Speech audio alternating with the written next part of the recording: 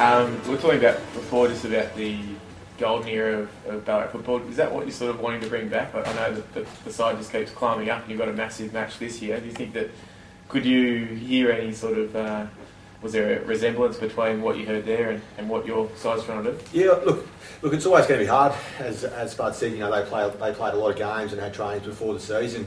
I think nowadays, as what we've discussed before, that look, over the past 3 or 4 years that I've been involved in it, we've really tried to sort of build a leadership group up and build a strong camaraderie between all the players. And I think that's really important with representative footy, that if you can generate a bit of belief and a bit of feeling between each other, well, you know, if you come up against a side that's not so well connected, well, you know, you're a better chance of winning. Do you think that this could help inspire your side to go to the next step after hearing these sort of stories, and the club, the Ballarat Football League could hear from this and sort of try and do better? Yeah, look, I think just from the game last year, I think guys are going to take a lot of confidence out of that, and it's going to bring a lot of belief into the group.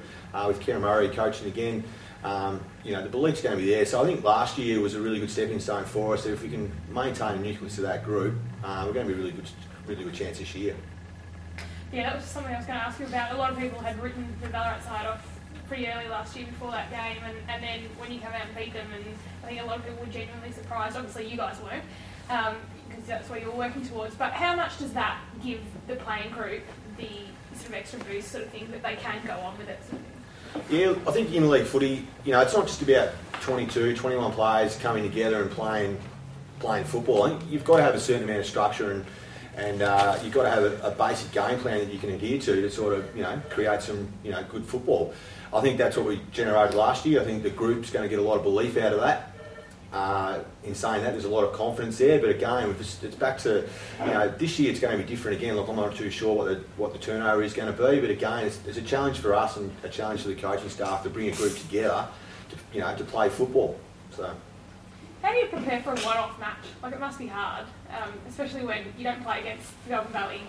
You know the key players. Everyone knows the key players from most of those leagues, but how does that work? Oh, look, I think you just got to control the controllables, like things that we can, you know, we've got control over. That's what you basically got to work on. So, you know, we know we've got certain structures around, you know, stoppages and certain set plays that we try and do. So we try and control that, and we try and bring a level of, I suppose, camaraderie, togetherness to the group. So, you know, I think football, and I've played in a few premierships, it's all about, you know, wanting to play for each other, and I think that's a really key factor in playing interleague football. To play a one-off game, I reckon it's really enjoyable. I know I really enjoy it because I get to play with blokes like DJ and, you know, all the great players of the Ballarat Football League at the time. You get to play with them, so you get to experience, you know, their strong points. And again, you know, I suppose the celebrations after last year were really good, and it's really good just to get to know blokes outside your own footy club. How much do you guys feel like you're actually in a team with these guys? And if you want to, compare it with some of the other, because obviously it's a one-off, once-a-year thing, but there's some of these teams, like the Geelong team came up, they barely knew each other, it seemed, last year, whereas how much do you guys feel like that you are a team outside of your regular team? Oh, look, I think that's an individual thing, and it's a thing for the coaches to sort of really work on. I know it's a really strong point of Kieran's that we'll try and bring a list of not only 21, but we'll try and bring, as they said, all the coaching staff and the trainers and everybody that's associated with the Ballarat Football League interleague side. We'll try and bring them together, and I think that helps. I know it's only over a short period of time, but you know, you might train for 4 or 5 weeks and then try and bring it together. But personally, I know I really, really enjoy it.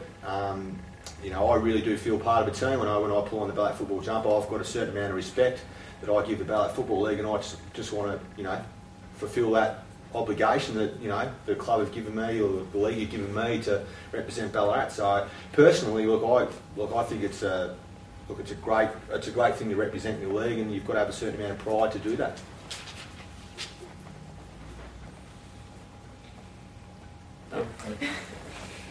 Sure, mate. Were you one of those journalists? Yeah, it might have been me actually. Could be. Notice I didn't mention that. Okay.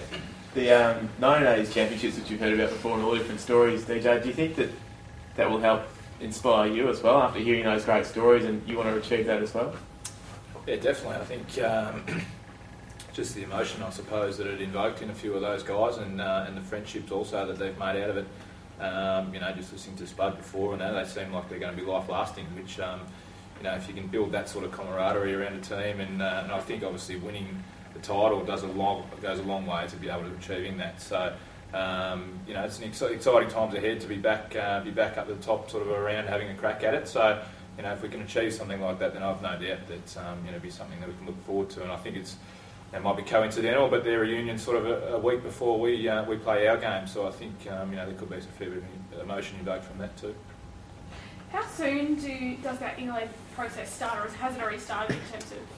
I know that selection stuff's already pretty much started. Yep. Obviously, with a few new faces, that happens every year, that they'll be getting around and looking at the first couple of rounds, you're scrutinising pretty heavily.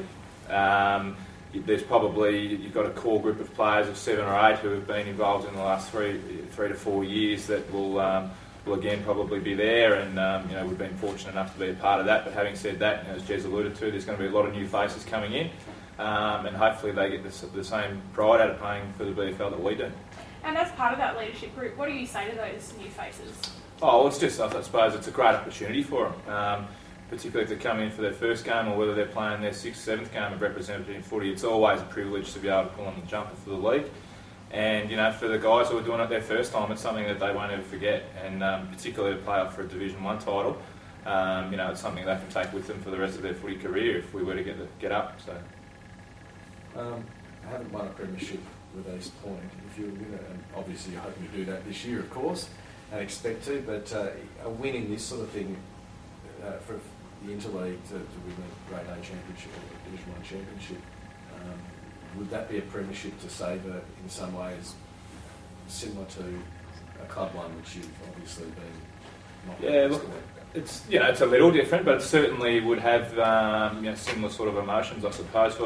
For a few of us, there's been a fair bit of work that's gone into it over the last sort of 3 or 4 years. With the format the way it is now, you only sort of need one slip up and you're behind the 8 ball, and it takes another 3-4 year effort. So to be up there and be having an opportunity, for sure. I mean, there's been a lot of work going into it, not just from the players, but also coaching staff, trainers, all that sort of stuff, and everyone who's been involved over the last 3 or 4 years. So certainly I think if we were to have a victory and challenge pretty heavily, then there'd be similar sort of emotions and that sort of stuff that would come out. As you say, I'm also concentrating pretty heavily on getting a club premiership, but this one's only sort of a month away and something to very much look forward to.